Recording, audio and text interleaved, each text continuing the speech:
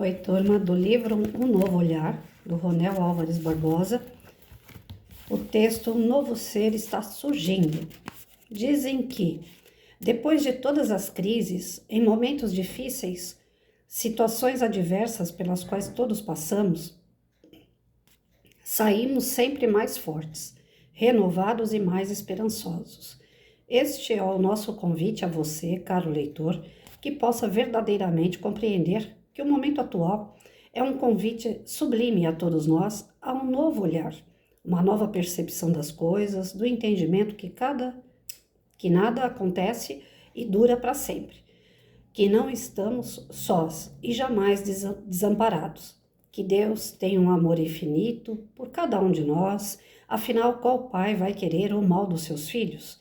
Ele é compaixão, amor, sublimidade e nos sugere sempre um caminho novo, o nosso testemunho nas horas mais amargas, mas a certeza de que estará conosco de todas as circunstâncias, em todas as circunstâncias de nossa vida. Podemos até não ver, mas creia, Ele está nos observando, nos guiando, zelando por todos nós. Se possível, feche seus olhos agora, respire bem fundo e sinta a energia que o envolve neste exato momento. Ele está aí, ele sempre esteve contigo. Hoje, ele espera. Ai, gente, a garganta tá ruim. Desculpa. Hoje ele espera de cada um de nós o nosso empenho. O convite foi feito. O momento é propício e é agora. Não deixe passar, afinal o tempo urge. Saia dessa inércia, abandone o casulo, deixe de vez essa zona de conforto que não acrescenta nada. Abandone preconceitos, dogmas que lhe atravancavam, paralisam. Vamos de uma vez por todas deixar nascer este novo homem. Vamos nos dar a oportunidade de mostrar a nós mesmos que somos capazes, sim, de reescrever a nossa própria história. Agora, sob uma nova ótica, assumindo as responsabilidades que o mundo atual nos proporciona. Talvez a sua dúvida ou seu questionamento seja: de que jeito? Como fazer? Como começar? Calma, querido. Comece com você mesmo. Veja no que gostaria de se transformar primeiro. Veja quais são suas aptidões. Analise o seu entorno, as pessoas com as quais você convive. Se pergunte onde pode ser útil, de que forma poderá agregar, somar, multiplicar seus talentos. Sempre indico começar por uma comunidade. Amigos envoltos nas causas sociais, hospitais, creches, orfanatos, escolas. Veja onde se adapta, onde realmente seu coração se encontra. Provavelmente encontrará pessoas que o estimulem, seres que já estão no processo de transformação há mais tempo e lhe darão as mãos, auxiliarão com todo o carinho e o enturmará em seus grupos fraternos, solidários, que farão toda a diferença em sua vida a partir desse momento. Sozinhos seremos um só, unidos seremos mais fortes e mais solidários. Estaremos mais aptos e mais preparados para a nossa edificação e transformação necessárias. Mas jamais se esqueça também de sua própria família. Muitas vezes temos ao nosso lado pessoas tão próximas que, por motivos alheios, ou mesmo por falta de tempo, precisam de nosso apoio, nossos ouvidos, nossa ajuda material e espiritual, e não nos custa nada apoiar e ajudar. Como citamos acima, são tantas oportunidades de trabalho, são tantas portas entreabertas simplesmente aguardando pessoas como você para lhe dar o empurrão que faltava. Sinto no meu coração que se você leu tudo até aqui é porque realmente está surgindo um novo ser. Parabéns! Agora siga em frente. Muitos são chamados, poucos são os escolhidos. Pois é, diante das mudanças na nossa vida, a gente tem que fazer outras escolhas, procurar outros caminhos, inclusive para ser útil. Não tem razão nenhuma do espírito estar encarnado se ele não for útil, se ele não buscar o seu aprimoramento e, através desse aprimoramento, ele também ajudar os outros, os que estão em sua volta, a se elevar. A gente não tem uma razão de ser e existir se não for assim. Eu estava assistindo uma palestra da Maíse Braga ainda há pouco, na hora do almoço, tanto é que eu comi uma banana e eu acho que ela está engasgada aqui, tá difícil até de falar, mas eu vou falar ainda assim. Enquanto eu escutava a Maíse, ela estava dizendo, né? A gente, há várias encarnações, nós estamos tentando pagar débitos do passado pela nossa ignorância. Nós fomos demais, nós somos longe demais da nossa ignorância. Ela citou nessa palestra que eu estava assistindo sobre as cruzadas, 200 anos de cristãos brigando, lutando, matando aqueles que não eram cristãos. E anteriormente às cruzadas, os cristãos eram jogados aos leões.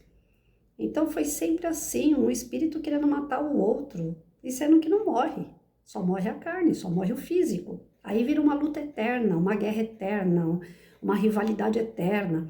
Aí ela citou também a questão da Segunda Guerra Mundial, os nazistas, quando chegaram aqui, eles vieram em peso, dispostos a exterminar mesmo a humanidade, e eram espíritos que já vinham de outras encarnações revoltados porque também foram eliminados em outros cenários.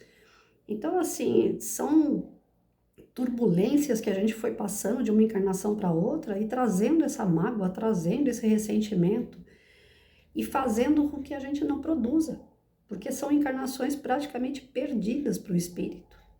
Na revolta, na mágoa, na tristeza, na dor, na solidão, no abandono, na traição, nesses sentimentos que são mais baixos, a gente acaba ficando estagnado, a gente não evolui.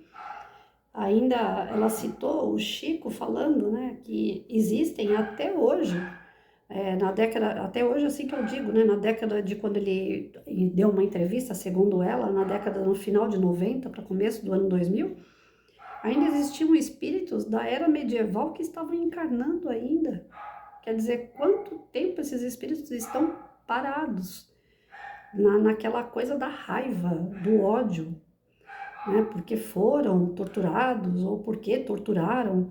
Então, assim, nós estamos atrasados. Só que ainda há uma esperança, porque como o planeta vem evoluindo, a tendência é que o espírito venha evoluir junto com ele. Eu estava escutando também uma palestra de um outro rapaz, só que agora não me recordo o nome dele, ontem, no Papo Espírita, no programa Papo Espírita. Não é o programa de ontem, mas é um programa Papo Espírita, eu ouvi ontem. Aí o rapaz, o palestrante, ele estava dizendo, né, que essas últimas encarnações, elas estão vindo muito atrasadas. Ele confirmou tudo isso que a Maís estava falando hoje na palestra que eu estava ouvindo. Essas encarnações atrasadas, essas pessoas atrasadas, elas estão barrando a nossa transformação de um planeta de prova e expiação para regeneração. Então vai acabar acontecendo o quê? É a última chance desses espíritos. Ou eles dão uma melhorada aí, ou então realmente, como o Divaldo já falou também, nos estudos que nós já fizemos aqui, no rumo do mundo de regeneração, transição planetária, o Divaldo ele faz esse alerta através do Manuel Filomeno Miranda, né? Ele diz pra gente, os dois dizem pra gente, né, que, poxa, tem que haver o avanço. Os espíritos que não querem fazer algo de novo, não querem trabalhar pelo bem, não querem buscar essa transformação íntima, eles não vão ficar aqui. E se não for para ficar aqui, de que valeu encarnar? Então, Deus não vai proibir a encarnação. Eles vão vir e Deus tem sempre aquela intenção de que o espírito, através do seu livre-arbítrio, ele mude de ideia. Mesmo que ele tenha essa revolta, ele acredita o quê? Que de acordo com o cenário, as pessoas, algo toque no seu coração e ele transforme. Como eu tenho feito o evangelho, gente, eu sou muito São Tomé, eu sempre falo isso. Na hora que eu vou fazer meu evangelho de segunda-feira, às 8h30 da noite, entre 8h30 e 9 horas, não sou tão regrada assim. Às vezes eu fico nesse horário, entre 8h30 e 9 horas. Então, nesse período aí, eu me recolho, faço minha prece, depois eu venho, faço meu evangelho. E eu tenho percebido, através das vibrações finais do meu evangelho, que a vibração ela está chegando realmente aonde eu peço. A espiritualidade tem me atendido. Não sei até onde eu mereço isso, eu só tenho a agradecer. Mas eu tenho vibrado demais pelo meu filho, tenho tido resultados em razão disso. Peço muito para Maria, mãe de Jesus, por ela ser mãe, entender o coração de outra mãe. E tem um ponto que eu precisaria até de um outro médium, uma outra pessoa que pudesse ver ou sentir para me garantir que aquilo está acontecendo. Porque, como eu falei, eu sou Santo Tomé. Eu tenho sentido, mas não tenho certeza de que no final das minhas vibrações, quando eu encaminho uma vibração para o presídio, para tocar o coração de um marginal, de uma pessoa que está fora da lei, que cometeu um erro, eu não sei, mas o meu coração dá uma palpitada assim, ferrada, no final, né? Como se fosse uma resposta àquela prece. Como se cada evangelho que eu estivesse fazendo, eu realmente tivesse conseguido atingir o coração de uma pessoa que está fora, que está desregrada, porém naquele momento parece que vai uma luz naquela pessoa. Tanto é que na hora que eu faço a vibração, eu espero que não seja coisa da minha cabeça, por isso que eu precisava de um universitário para me ajudar aí. Na hora que eu faço a vibração, eu nunca vejo a mesma pessoa.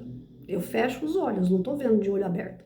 Fecho os olhos, faço a vibração, que chegue lá no presídio, que toque o coração de um irmão que está desregrado, mas que está arrependido, que quer uma outra chance. E aí, a hora que meu coração faz aquela vibração forte assim, e eu vejo o rosto de uma pessoa, mas nunca vejo o rosto da mesma pessoa.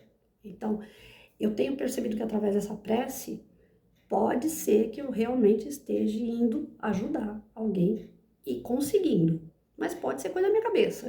Como eu sou Santo Tomé, então eu queria até depois levar essa questão para o grupo de mediúnico que eu faço, né, com o pessoal, para ver o que eles têm para me dizer, se é possível mesmo ou não. Possível a gente sabe que é, mas a Patrícia precisa ter certeza. Então eu sempre levo serviço para o grupo. Bom, enfim, se isso for verdade, imagina, eu, um ser tão errado, uma pessoa tão pequena, fazendo uma prece, uma vez por semana, eu consigo atingir uma pessoa.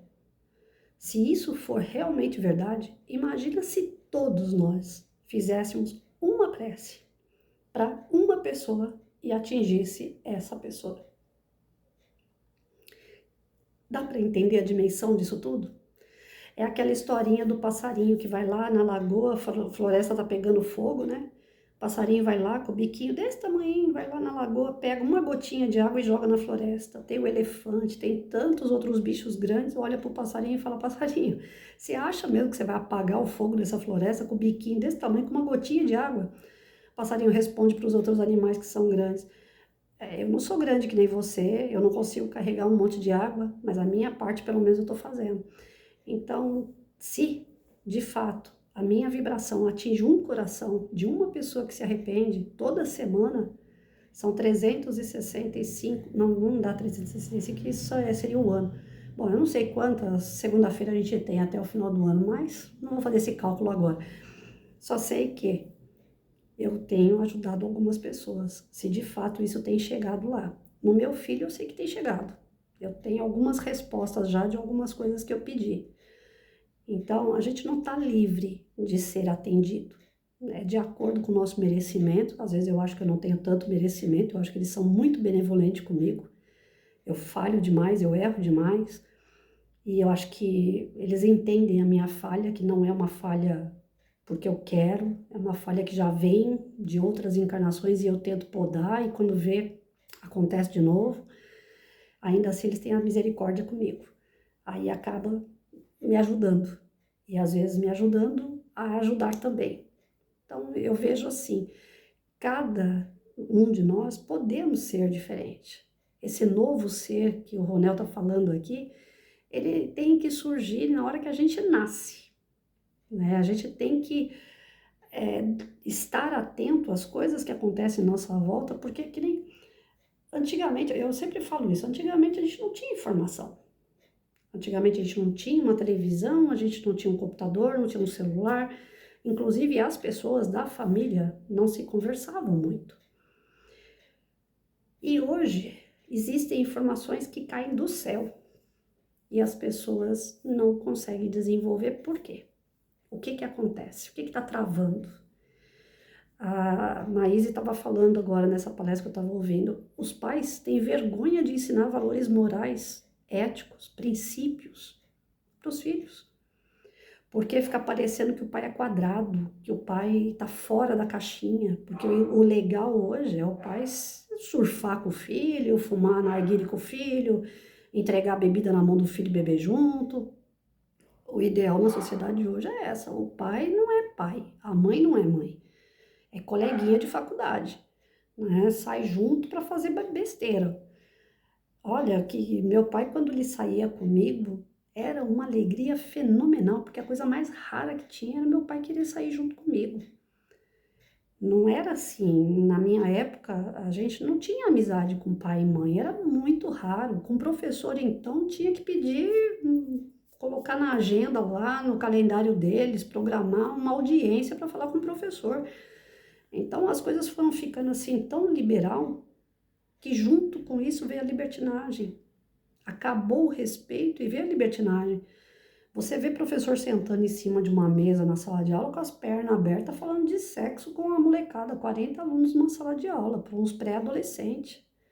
Pelo menos eu vi isso na década de 90, quando a educação começou a cair. Então, as transformações que a gente foi vendo dentro da sociedade de comportamento, de convivência, aparentemente não está sendo nada bem. Não tá, ninguém está passando de ano aí. Tá todo mundo sendo reprovado de novo. É mais uma existência que nós estamos jogando fora. Só que a gente não tem mais tempo para ficar jogando fora, porque o planeta novo, ele tá aí. Ele tá surgindo. Vai deixar de ser prova e expiação. A gente não vai vir mais aqui para fazer prova e expiação, porque aqui não vai ter mais prova e expiação. Nós estamos aqui porque o planeta é de prova e expiação. Mas a partir do momento que ele virar regeneração, quem tiver que passar por prova e expiação não vai passar por aqui. É que nem o aluno na escola, só vai fazer prova quem não aprendeu. Quem aprendeu não tem que passar, vai de novo para outra sala, para outra série, no outro ano. A mesma coisa vai acontecer com a gente. Nós estamos brincando com a sorte. E aí a espiritualidade sempre fala, vocês tomem cuidado porque vocês vão para um outro planeta que é igual à Terra no seu início. Não é igual à Terra como ela é hoje. Vocês vão para um planeta onde está lá na época das cavernas de novo. Vocês vão ter que começar lá do início. Deus me livre. Fazer tudo o que a gente fez até aqui para ter que voltar lá, eu não quero. Então esse novo homem tem que surgir. Essa nova pessoa, esse novo ser mais caridoso, que tenha mais empatia, que tenha mais caridade, que seja recíproco com as pessoas. Quanta falsidade a gente vê, as pessoas falam tanto, eu quero um relacionamento sério, eu quero reciprocidade, eu quero que cuide, eu quero cuidar e não sei o quê. Hoje eu estava assistindo um vídeo antes de sair para a hidroginástica, um psiquiatra estava falando assim, você mulher que passou por um relacionamento abusivo, aonde você se deu demais, recebeu de menos, aonde você teve que passar por uma tempestade sozinha, mas na tempestade do outro você ajudou ele a passar, e depois você começou a se martirizar, judiar do seu corpo, judiar da sua mente, e o outro nem se tocou, já tá passando a hora de você sair desse relacionamento. A Patrícia passou por isso 4 vezes. Os 4 namoros que eu tive, eu não posso falar os 4 porque teve um que não me judiou tanto. Mas teve 3 que eu cheguei no fundo do poço. Esse último, então, 13 quilos eu perdi. Tanto é que eu não arrumei mais ninguém, já tem 1 ano e meio, porque eu fiquei naquela. Não é que traumatizada, mas um pé atrás, porque as pessoas mentem o tempo todo. Eu quero, mas chega na hora, não quer. Não quer nada sério, ninguém quer um relacionamento sério, duradouro, na base do respeito, da sinceridade, ser verdadeiro com o outro. Nessa sociedade que a gente tem, com tanta tecnologia, o cara te dá o celular e fala, tá aqui, ó, você pode olhar meu celular. Aí lá no serviço dele, ele tem no computador dele o Badoo, o Tinder, tudo que é aplicativo. Os caras que eu converso nesses aplicativos, eu não tenho vergonha de falar. Eu não saio pra baderna nem nada, então eu fico em casa conversando. Se conversar comigo no respeito, tem minha atenção. Se não conversar também, eu não dou trela, eu bloqueio. Então, quando eu vou conversar, o cara fala pra mim assim, agora eu vou ter que desligar o computador. Eu falo, você tá no computador? Porque aqui no serviço, pra mim, enquanto eu trabalho, eu já vou mexendo no computador. Pra mim é mais prático. Mentira. Geralmente é cara casado que faz isso. Ele não tem nem no celular o aplicativo, ele fica no serviço com esse aplicativo. Então, é tanta mentira que é difícil você acreditar no ser humano. Então, esse novo ser precisa surgir, sim, mas é um novo ser baseado na verdade. A Maíse também estava falando nessa palestra. Hoje eu vou copiar a Maíse até não querer mais, porque eu gravei bastante coisa assim legal da palestra dela e que tem tudo a ver com o texto. A Maíse estava falando também a questão, né, do espírito, enquanto ele está aqui encarnado, você tem essa estampa toda aqui, que você pode dar um sorriso, você pode estar chorando por dentro, mas por fora tá todo mundo vendo você sorrir. Você consegue mentir bem. Mas você chega no plano espiritual, aquilo que você está no seu espírito, no seu perispírito. Quando você chega no plano espiritual, adivinha quem é que chega lá? É o seu corpo ou o seu perispírito? Não tem o que esconder. As pessoas olham para você, tá escrito aqui, Patrícia, é isso, isso, isso e isso. Não tem como esconder no plano espiritual. Você é o que é e acabou. E a gente estava estudando, a gente está estudando no outro canal, né? A Alânia, a mesma coisa. Tem um senhor lá, o Anthony, no personagem da história, que ele é super de boa, uma pessoa do bem, só que viciado em cigarro. Chegou no plano espiritual, ele virou obsessor, porque ele precisa de cigarro.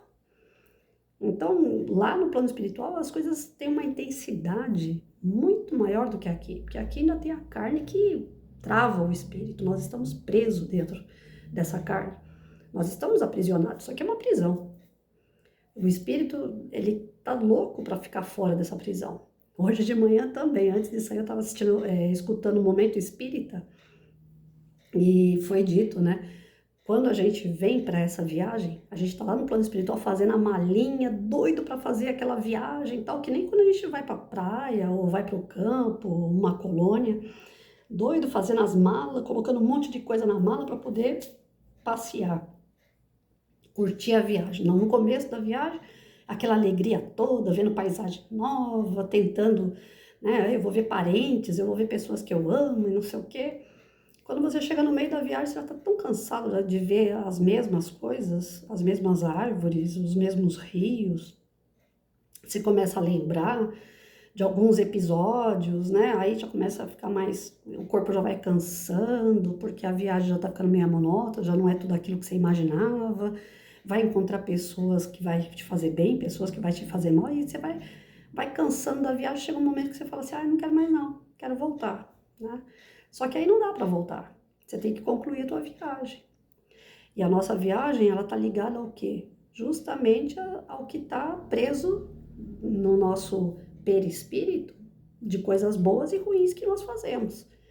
Então, enquanto a gente não der conta de resolver os problemas que nós causamos a outros ou a nós mesmos aqui nessa nova oportunidade de estar encarnado, nós não vamos sair daqui. A Maíse, agora há pouco, também estava falando isso no vídeo que eu estava escutando. A gente só consegue desencarnar depois que já cumpriu todas as tarefas. Então, por isso que a gente vê tanto, ou ouve falar, oh, ele era tão bom e morreu. O que é ruim está vivendo. Não é, porque o que é ruim ainda tem o que fazer. O que era bom não tem. Por isso que ele foi embora. Então, quando meu marido desencarnou, eu não tive dúvida nenhuma de que era o momento dele. Eu chorei, lógico, a gente sente falta, amo até hoje, 18 anos já sem ele, mas eu me conformei rápido, porque eu entendia isso. Ele era uma pessoa muito boa. Nós tivemos um problema dentro do casamento, inclusive a gente estava separado de corpo na época, quando ele morreu, mas era um castigo que eu ia dar para ele, né? Ele tava sendo infantil e eu falei, eu vou deixar ele fora de casa um pouco para ele aprender. Mas eu não sabia do futuro. Tanto é que eu falo para as pessoas, não separem das pessoas que vocês amam, porque a gente não sabe o dia de amanhã. Eu achei que o castiguinho que eu ia dar nele, ele ia amadurecer, aprender e voltar para casa com o rabinho no meio das pernas. Não foi o que aconteceu.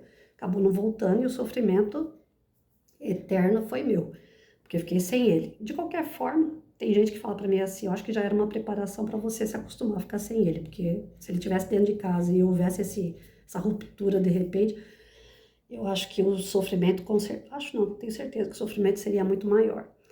Mas, voltando ao assunto, ele era uma pessoa muito boa. E eu já não. Eu já sou o bicho. Por isso que eu fiquei e ele foi. Eu fiquei para criar um filho sozinha e ele foi, tá de boa lá. Tantas vezes eu ficava fazendo minhas coisas aqui em casa, falando, valeu, hein? Se eu soubesse que você já era bonzinho assim, eu tinha arrumado um da pá virada. Pelo menos ele ia estar aqui junto comigo. Mas eu fui arrumar um bonzinho, ele foi e eu fico sozinha aqui. A primeira vez que eu fiquei brigando com meu marido depois que ele desencarnou foi uns fios que eu vi aqui em casa. Fio da época de computador, daqueles grandes, né? De tubo. Ah, era tanto fio, eu fui para debaixo de uma mesa colocar os fios. Esse quarto aqui que eu tô era do meu filho. E eu fui para debaixo da mesa arrumar os fios e eu comecei a xingar. Meu filho entrou no quarto e falou, mãe, você tá falando com quem? Eu falei, com teu pai. Mas mãe, meu pai tá morto. Eu falei, não tá morto coisa nenhuma, o espírito não morre. Tô xingando ele, eu tenho certeza que ele tá me ouvindo. Esse negócio de fio é coisa de homem. Homem que tem que mexer nesses fios aqui, não é mulher. Às vezes fica parecendo que a gente é meio doido, mas a gente que é espírita é assim. A gente não acredita na morte, graças a Deus. Pelo menos essa parte a gente já tem a certeza, né? Que a gente não vai morrer. O que vai morrer é o nosso corpo. Então isso já é um pouquinho de transformação. Isso aí já é um pouquinho do espírito com um pezinho na evolução. Vamos lá, né? Mas para a gente se tornar esse novo ser, existem aí uma série de coisas que nós precisamos fazer. E não é apenas acreditar, mas sim agir. Então, o Ronel, ele ainda coloca aqui uma receitinha. O que você pode estar fazendo? Começa na sua casa, começa por você. O que você deseja mudar em você? E quando fala em mudança, gente, não é mudança material. Eu tenho visto cada coisa absurda, mulher colocando um monte de coisa na boca, a boca fica desse tamanho, parece que tá virando fardamento isso daí na boca, né? Aquelas bocas desse tamanho, os queixos enormes. Ontem eu tava tomando banho, esfregando o sabonete aqui assim, falei, nossa, eu tô ficando patuda. Eu falei, mas fica, né? Eu tenho que ficar velha, eu tenho que envelhecer, faz parte. Agora, se é essas doidas aí que eu tô vendo pela internet aí, as mulheres já começam a esticar daqui, estica dali. Tem uma que eu vi a barriga esses dias esticada, eu falei, Jesus, não é um tanquinho aquilo lá, é um monte de bloco que ela colocou aqui, ficou um negócio esquisito. A gente fica querendo transformar o nosso corpo de tal maneira que a gente fica irreconhecível. A gente é o que é, né? Eu não posso falar muito a respeito disso, senão ainda vão falar que eu sou preconceituosa, mas não é. Eu acho que a gente tem que se aceitar. Agora, mudar na gente, a gente não veio aqui para mudar físico, tem que ter um bom senso. A gente veio aqui para mudar nosso íntimo, nosso espírito. Nós estamos numa escola, a Terra é uma escola. E aqui nós vamos ficar reprovados. Se continuar nesse pé, nós vamos ficar reprovados. Nós precisamos passar de ano, senão a gente não vai ficar aqui. E a terra é boa. Olha que ontem, na hora que eu estava contemplando o céu, na hora que eu estava indo para a hidroginástica, eu fiquei contemplando aquele céu azul, aquelas nuvenzinhas brancas, parece coisa de criança, né? Ah, eu vi uma joaninha, não é, mas contemplar o céu é delicioso demais, dá uma paz. Aí eu olhando aquele céu todo, eu falei, meu Deus, como eu sou grata, porque eu já vi rio, eu já vi represa, eu já vi mar, eu já vi cachoeira, eu já vi bica, eu já consegui participar assim, um pouco do que é a natureza. Tem gente que vai para fora, tal, nada contra, mas aqui, por perto, a gente tem tudo. E a gente não dá valor, às vezes, no que está um palmo na frente dos nossos olhos, que a gente é capaz de ver e de sentir. E é tão importante a gente poder sentir essa natureza, sentir a vida pulsar. Então, aqui é tão bom. Por que eu quero ir embora daqui? Não quero nada. Eu sei que eu não vou poder ficar para semente nesse corpo, mas assim que eu desencarnar, eu espero que a espiritualidade tenha misericórdia e me manda de volta para cá. Que é para outro mundo, lá na pré-história ainda? Não, quero não. Então é isso, para a gente não ter que voltar lá atrás, né? Vamos ver se a gente segue aí as dicas do Ronel, né? Ele fala, começa por você, vai dar uma volta no seu bairro, vê uma escola, vê um orfanato, uma creche, procura um abrigo de idosos, sabe? Tem que nem os centros espíritas, igreja, eles fazem sempre rateio para dar cesta básica para quem precisa. Se engaja em alguma coisa que seja legal para os outros, não só para você. Eu peguei 300 crianças de centro espírita e igreja evangélica. Todas as lembrancinhas de Dia dos Pais, Dia das Mães, tal, sou eu que faço. Pode ser que as evangelizadoras dêem mais coisa lá, não sei, mas me deram a oportunidade de fazer esse trabalho. Ó. Dia das Mães, eu tô aqui, fazendo lembrancinha. São 300 crianças. Para quem dava para 60, é o triplo aí, o quádruplo, sei lá. Aí eu tô fora da escola, a professora fica emburrecida. Bom, enfim, tô fazendo muito mais do que eu fazia. E isso daí me dá um prazer danado, porque eu fico imaginando a cara da criança. Porque adulto não, adulto vai olhar para isso aqui e vai falar, grande porcaria. né? Mas a criança não. A criança vai falar, é um presentinho que eu vou levar para minha mãe. Então, isso daqui eu acho tão importante, porque eu cansei de ver aluno meu pegar as coisinhas que eu fazia assim, saía tão feliz da escola para entregar para a mãe, para o pai, seja para quem for. A gente não pode cortar as datas. As datas são comerciais também, a gente sabe que é. Mas é fundamental a criança ter essa amorosidade, né? O dia das mães, o dia dos pais. Eu acho legal.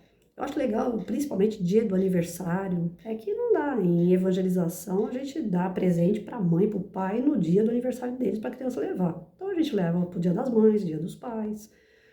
É importante. Não que a gente vai reforçar o comércio, mas a gente vai reforçar o carinho, o amor. É isso que tem que ser trabalhado. A criança que tem amorosidade, que tem carinho pelos seus pais, ela não vai abandonar. Ela vai estar sempre ali. Ela vai estar sempre reconhecendo o valor do pai e da mãe. Esses dias eu falei, eu não sei se foi nesse canal ou no outro, eu fui fazer uma capacitação e eu perguntei pro menino, falei, Felipe, por que você está fazendo esse curso, essa capacitação? Ele falou assim, para eu ser uma pessoa melhor e dar mais orgulho para minha mãe. Um garoto de 14 anos com uma resposta dessa, gente, quebra a gente no meio. Porque hoje em dia, garotos de 14 anos não falam um negócio desse de jeito nenhum.